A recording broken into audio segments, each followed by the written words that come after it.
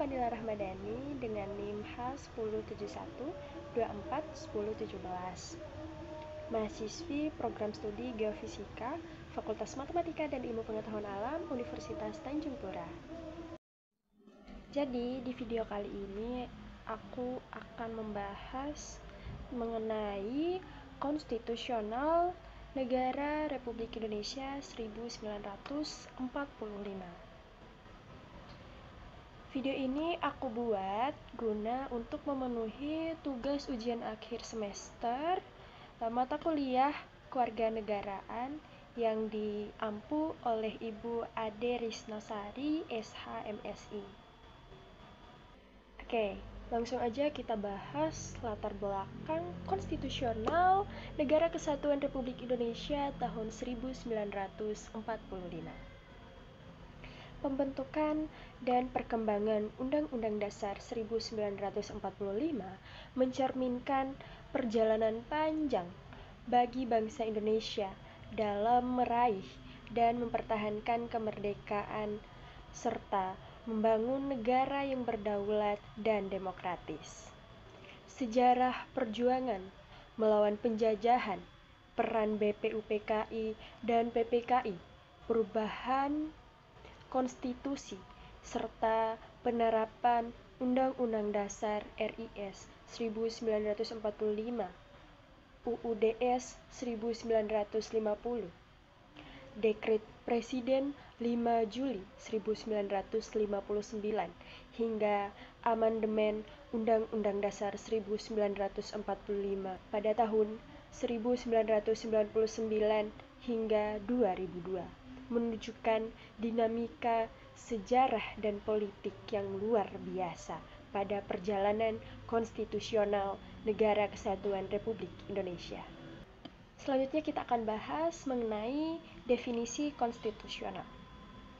Konstitusional adalah segala sesuatu yang sesuai dengan konstitusi atau undang-undang dasar suatu negara. Dalam konteks negara, konstitusional berarti tindakan, kebijakan, atau sistem pemerintahan yang dijalankan berdasarkan aturan dan prinsip-prinsip yang tertuang dalam Undang-Undang Dasar. Jadi, jika sesuatu disebut konstitusional, itu berarti sah dan legal menurut hukum dasar negara. Sebaliknya, jika tidak sesuai dengan Undang-Undang Dasar, maka disebut inkonstitusional. Oke, apa aja sih contoh konstitusional Negara Kesatuan Republik Indonesia? Yang pertama, ada Undang-Undang Dasar 1945.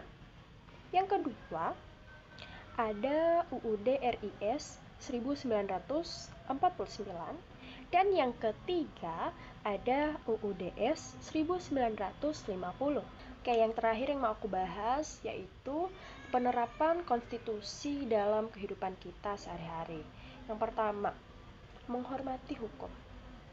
Sikap apa sih yang harus kita berikan sebagai bentuk kita menghormati hukum? Contohnya, menggunakan helm saat kita mengendarai motor, mengikuti rambu-rambu lalu lintas kayak lampu merah, rambu dilarang parkir sembarangan, dan lain-lain. Oke, yang kedua ada kebebasan berpendapat. Contoh sikapnya seperti apa ya? Contohnya kayak kita mengemukakan pendapat kita tentang isu-isu publik melalui media sosial atau diskusi terbuka dengan cara yang sopan dan menghormati pendapat orang lain. Oke, yang ketiga itu ada menggunakan hak pilih. Contoh sikapnya kayak gimana ya? Jadi, menggunakan hak pilih kita dalam pemilihan umum dengan memilih calon yang sesuai dengan nilai-nilai dan kepentingan pribadi maupun kepentingan bersama. Yang keempat atau yang terakhir yaitu menghormati hak orang lain.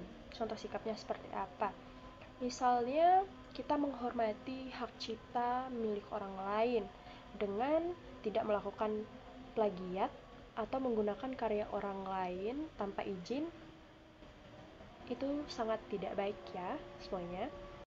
Sekian penjelasan mengenai konstitusional Negara Kesatuan Republik Indonesia 1945 dari aku. Sekian dan terima kasih. Bye-bye.